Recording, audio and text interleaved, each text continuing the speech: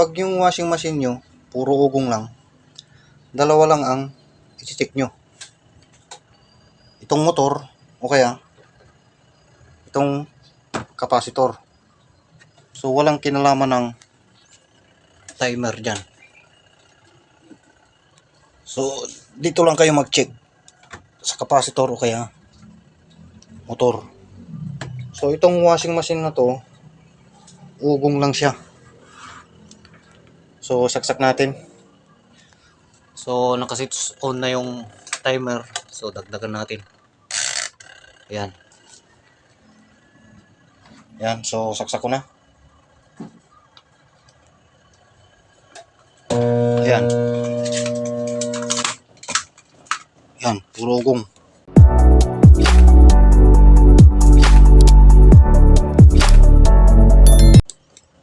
So, huwag natin patagalin para hindi lalong madagdagan ang sira. So, saksak uli. Ayan.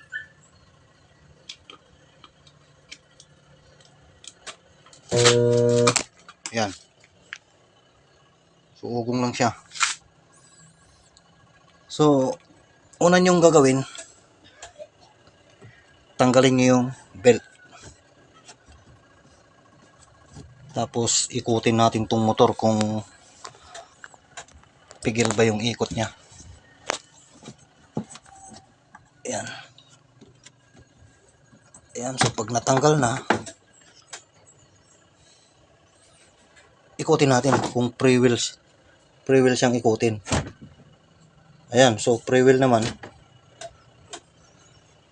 So, ibig sabihin, hindi pigil ang ikot. Kasi isa rin yung dahilan pagka pigil ang ikot, maugong siya. Pero hindi ibig sabihin good na yung motor. So, i-check pa rin natin yung winding niya. Okay. So, check natin. Ito muna unahin natin itong motor. Walang patungan ng camera. Ayan. So, i-zoom natin para kitang-kita nyo.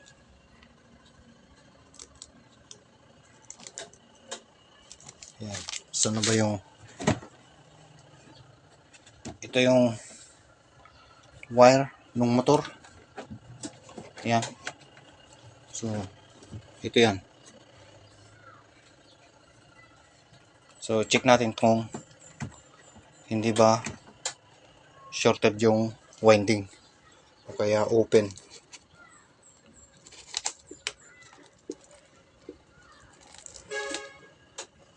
Ayan, so gagamit tayo ng tester.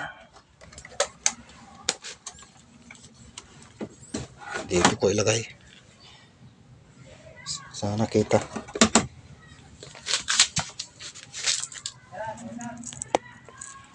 Ayan. So, ito yun. Yung wire ng motor ng washing. Dilaw, orange, saka green. So, baklasin natin para ma-check natin yung winding.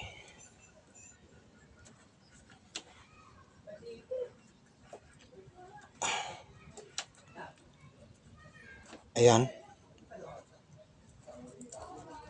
Ayan, so nabaklas na. Bali, tatlong wire.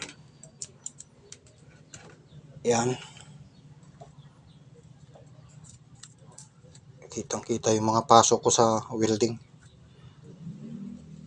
Yung mga loads, paso ng welding yan.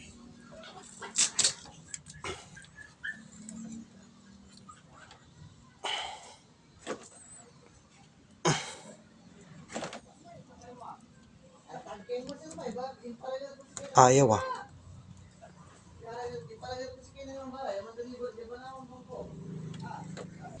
Place.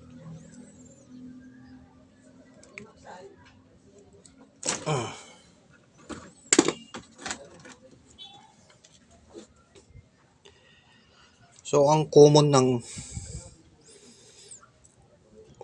na wire nitong motor. So balatan ko lang to.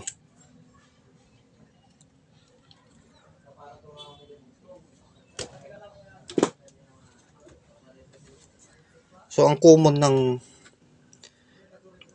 wire ng motor na to is itong kulay green. So yung common, yung test probe natin dito yan.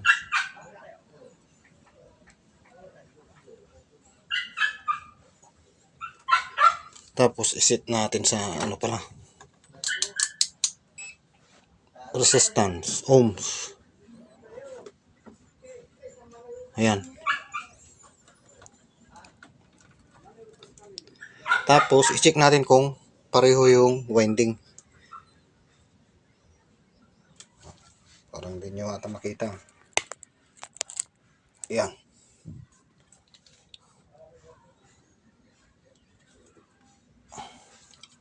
Sobrahan. Ayan.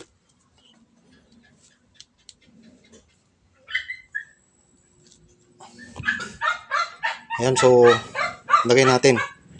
So tignan natin kung pareho yung winding. Ayan, so mayroon siyang 29 ohms. Ayan, 29 ohms. Tapos ilipat natin sa kabila. So ayan,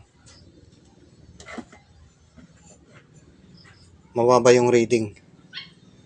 Dapat 29 ohms din, dapat pareho yan. Yan, 7.3 ohms lang. So ibig sabihin sira na tong motor. Okay, ngayon kung okay naman to, okay naman yung winding, pareho yung reading 29 ohms, so natin i-check yung capacitor. So tanggalin natin yung capacitor.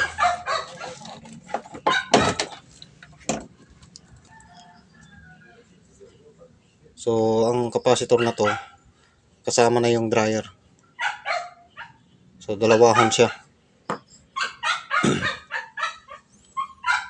So ito yung para sa motor.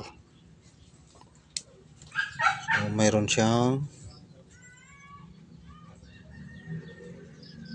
8 microfarad. So sana mabasa nyo mga lods. Ayan, 8.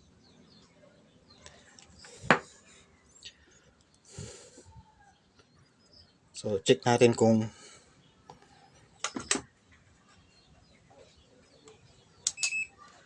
ilan yung microfarad niya. Ayan. Gawin nyo lang ito pagka yung winding ng motor is good, walang sunog. So pag walang sunog, ito yung i-check nyo. Ayan, so ilagay nyo yung test probe magkabila.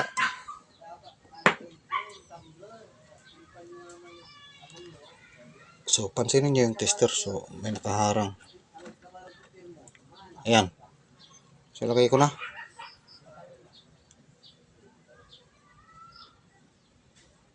Ayan, so mayroon siyang 8.05